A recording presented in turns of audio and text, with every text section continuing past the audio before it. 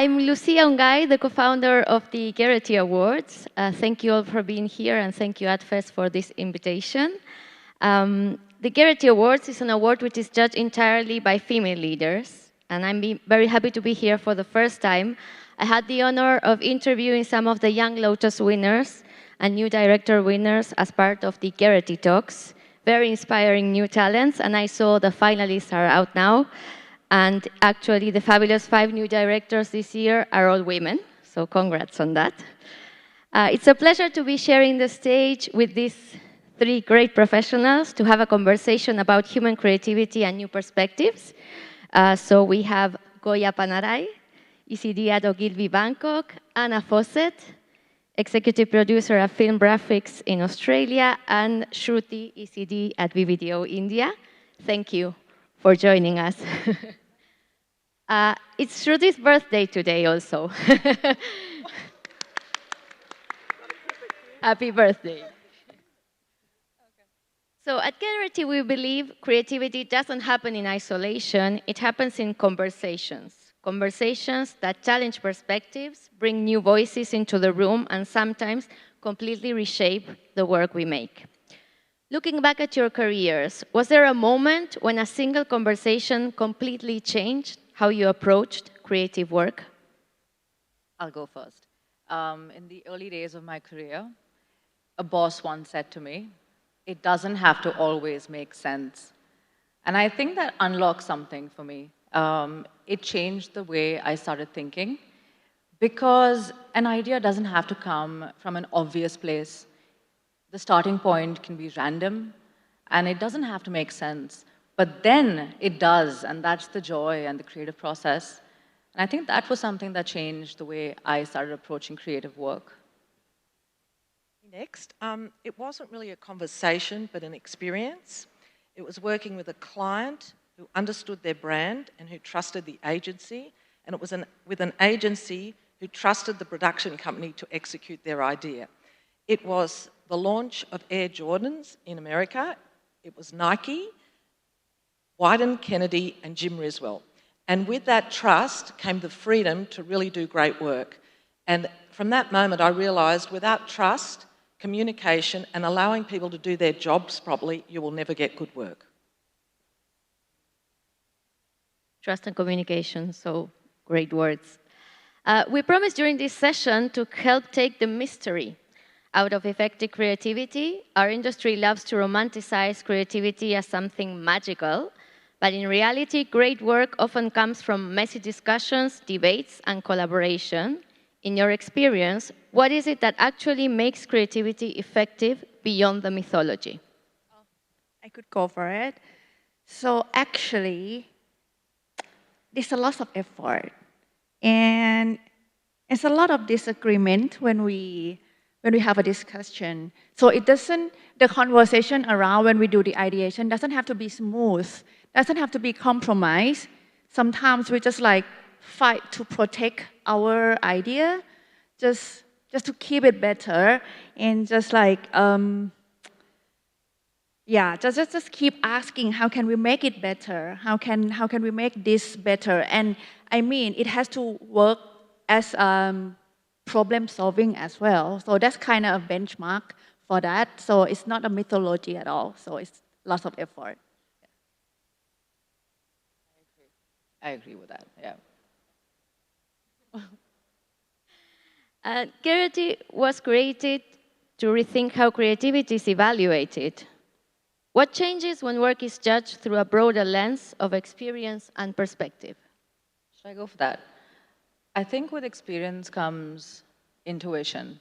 And when you have a group of people with a lot of experience, perspective, it's collective intuition. For example, in jury rooms, all of us just feel when an idea works, when it clicks, or when it doesn't. And I think that's what happens when you have experience and perspective in a room.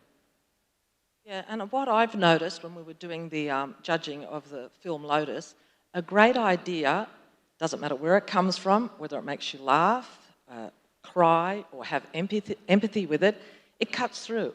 But it's still great to see judging now, having so many people in from so many different countries, because they offer an explanation of why they like the work, which might be different from you, the sense of humour that we maybe don't really understand. What I've seen with the Australian work, it's actually taking on a Thai sensibility, because Thai humour is so amazing that we've started to adopt it in Australia. The ideas are getting zanier, and it's fantastic. It's because of the internet and the fact that we're so global, we're all sharing ideas from each other's countries, which I think is fantastic.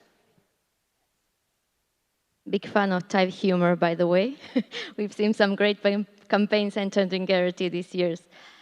Have you ever seen a campaign that the industry loved, but audiences didn't connect with, and what was missing in that conversation? What do you think? This could get controversial, but I feel some campaigns, let's not take names, maybe get too smart and they forget who they're talking to. Yeah. We need to keep it simple. And I feel more often than not, we're writing for LinkedIn audiences. We're writing for people in our industry. I don't know if we're writing for real people. Well, I think it's really important that a brand understands their consumer and respects them. You can't change midstream and do an ad that goes against all the, all the ideas and the ethics of who your target audience is. And it's also, I've seen, trying to be politically correct, and that backfires sometimes. You insult the target audience, you come across as inauthentic, and it's tokenism. So we have to be really careful in these uncertain times that we stay on brand, respect our audience so as not to insult them. It's like sometimes when you are a marketer, you want your product to be stand out. It has to, those key message has to come out, everything in first 3 seconds. The logo has to be big. But sometimes when they forget the core, like what's the insight, what's the real consumer feeling, what's the real consumer insight, those kind of content, those kind of advertising, those kind of creative works just becomes another content that drowned into the ocean in all the media. Yeah, so that's my point of view. And AdFest theme this year is Human Plus, the idea that creativity expands when human insight is amplified. In your experience, what human qualities still matter most in creativity today? I think empathy. AI can never put itself in the shoes of a human. We can, as humans. And the deepest ideas come from empathy. So I think that's super important. I would say gut instincts, making mistakes, originality. Those things are so important. And when you Google everything, honestly, it's just taking all the ideas that we've already created and regurgitating it into another way. So it's so important that we still use our hearts and brains when being creative. True. So there's like empathy, there's like the gut instinct, but I also think emotion as well. Like human emotion is something that those programmatic AI probably doesn't have yet. One day they might have, I don't know, but not yet. So emotion is one thing that it's quite a human quality that's push the creative work forward as well. And having confidence in yourself. We live in such uncertain times that we're all becoming insecure and we're scared to really do and say anything in case we offend people. So I think remaining confident is really important so that the creativity shines through and being given the freedom to be allowed to be creative. And maybe to make mistakes also. Sometimes we are very cautious about that.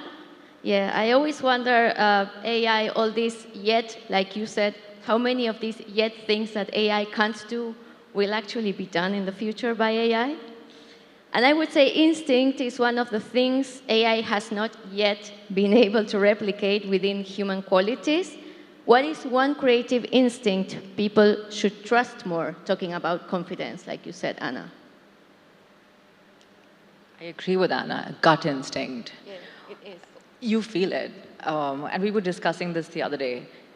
AI cannot give us goosebumps. Yeah. We can, you know, if you have to feel the idea, you have to feel how you feel. I mean, you know, I grew up in an era where we used to read.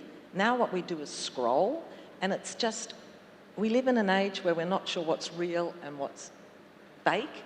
And I think we just have to start getting emotional intelligence, trusting ourselves again, and not just going straight to AI to solve our emotional problems, our relationships, and to come up with ideas. Come up with the idea and sure, use AI to enhance it, but remain original and read. I think that's the most important thing, reading. Every day, just read 20 minutes. To me, And not the iPad. so, to me, the instinct that AI doesn't have, of course, is the gut feeling, the instinct.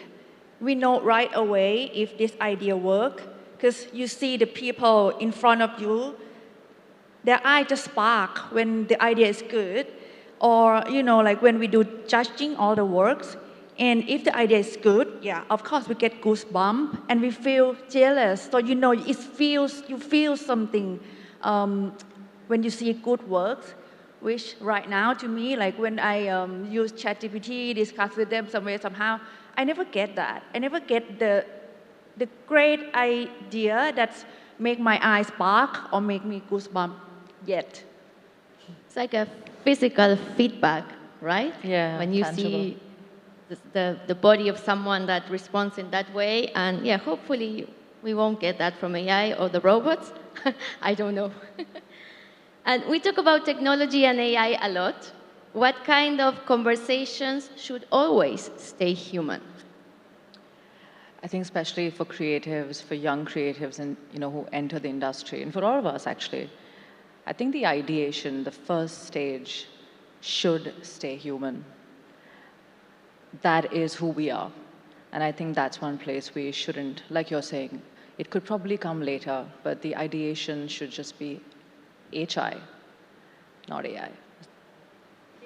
I'll give you an example. I used to be a guest instructor in a university, and then I give them an hour of workshop, like the ideation workshop, how you think extensively. So your friend can start thinking something, and you start think extensively from your friend's idea.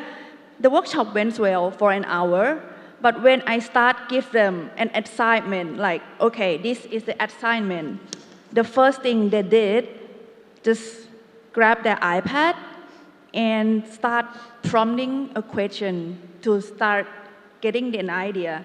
And I allow them, just do it. And at the end, we find out those ideas are nothing standing out, none of them standing out. So better start your ideation with talking to people, or just start with your human brain first. That's my point of view. Basically with a human conversation. Yeah, it is. Not with AI. Yeah. And does technology make creativity more collaborative or more isolated? I think it's a mix of both. Both ways. Yeah. With global campaigns, it's fantastic that we can communicate via Zoom, and that means we get to talk to everybody. We can't now fly like we used to before COVID. We don't have the budgets, and of course, we don't want the planet to explode. So then it works. But you can't beat getting into a room full of people and talking about ideas. It generates another perspective. It generates, I don't know, it's the way we tell stories, and it's ancient, and we have to continue to do it. It's not just turning to AI and saying, can you just solve my problem, please? It means we're probably going to, in 100 years, not have brains. We won't need them. So, you know, you've got to think about the future. What do you want to be as a human in the next 50 years? You want to have emotion, you want to have a brain, you want to be able to make decisions. You cannot just rely on a machine to do all that.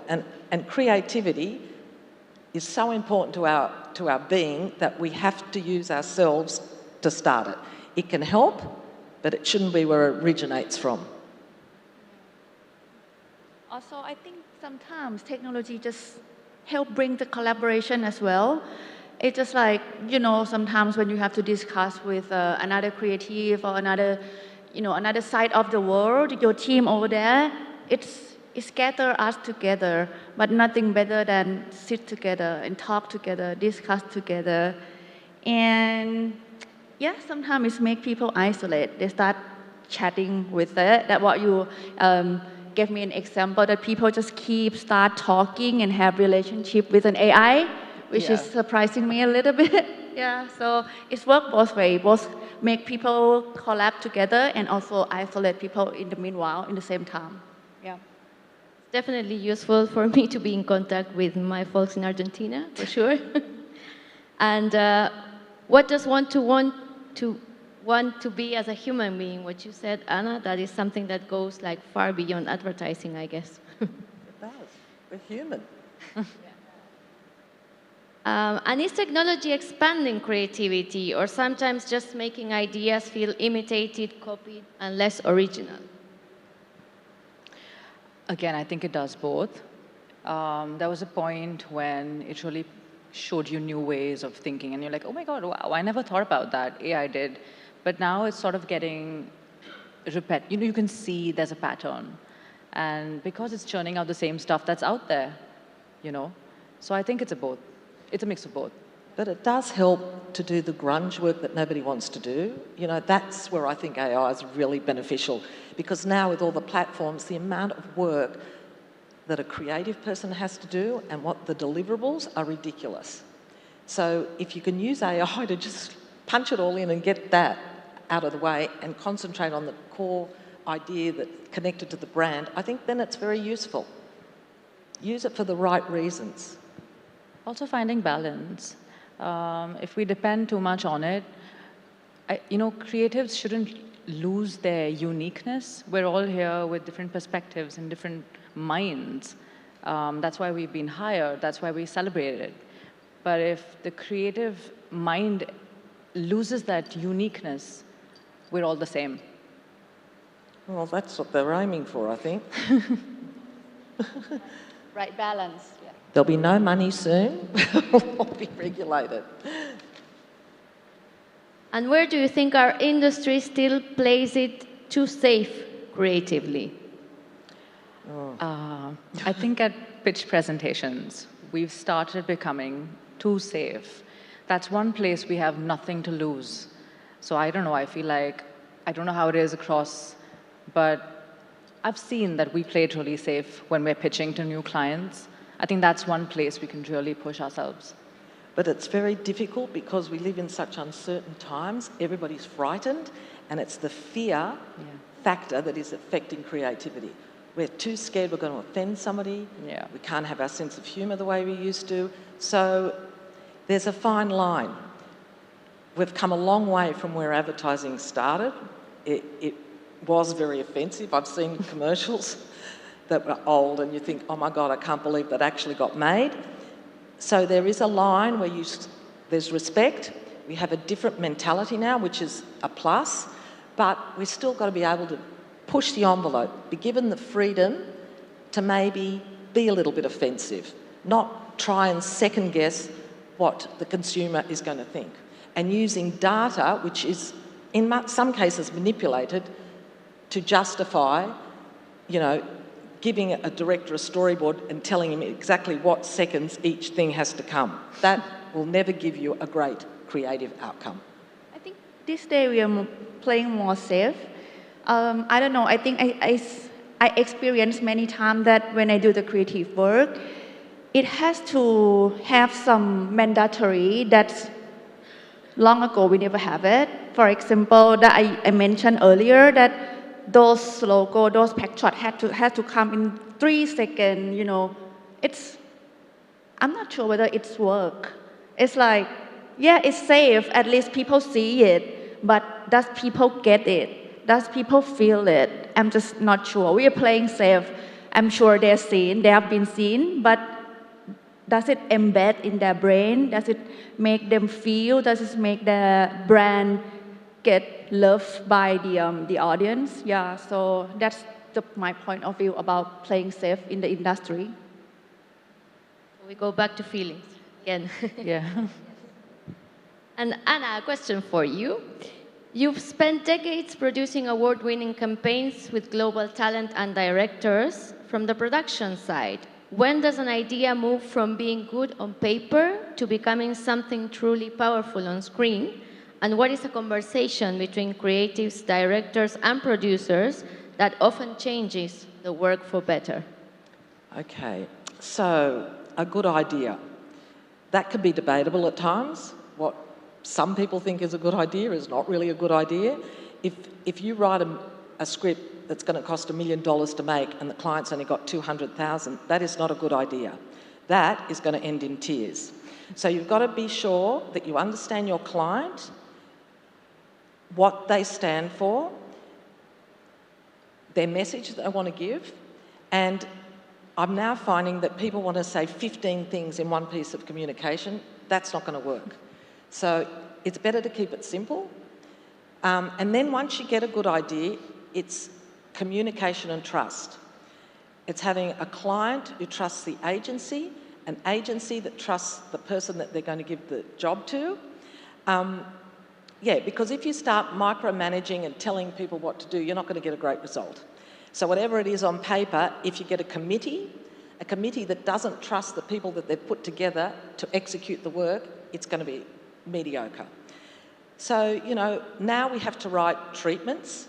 So it is the responsibility of the agency and the client to really read that treatment, to make sure that whoever you're giving the work to has understood exactly what you want to do. It's not just about execution, it's also about interpretation.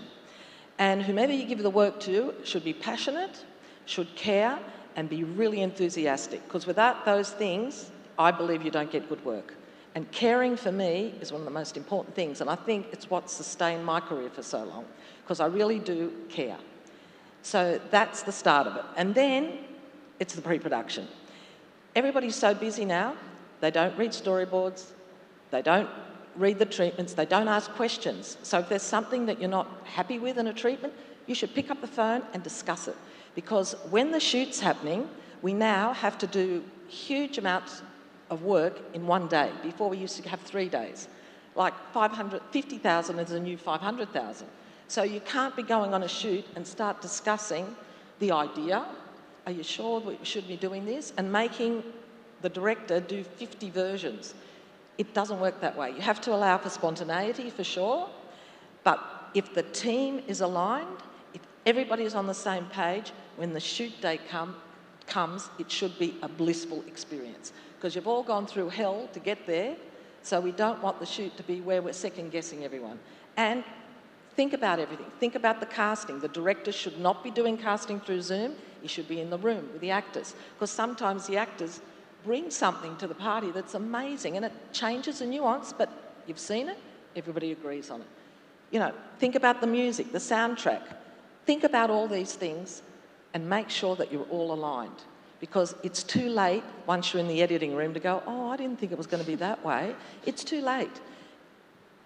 Making the ad is a joy. And doing your pre-production, communication and trust, it'll all work out. And it will be good work as long as it's a good idea. If it's not a good idea, it doesn't matter what you do, it won't be amazing. I agree, yeah.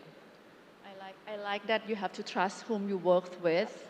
Yeah, and you know, sometimes I experience that clients playing creative playing director, you know, those kind of stuff. No, you don't have to work that way, just trust them, let them work. And the way to kill a director is to start micromanaging him, telling him exactly what to do when. And you know what? They lose interest and you get a really B-grade execution. Yeah. And I've seen it happen a couple of times. Yeah. You know, I'll give you an example of something that happened. We were in France setting up for a fantastic story. The client was on a plane with Brooke Shields' mother. By the time the client arrived in Paris, we were no longer doing the script that we were doing. We had to use Brooke Shields and come up with a completely new idea 2 days before the shoot. It was a disaster. So it's those sort of crazy, bizarre things that don't lead to a great end result. True.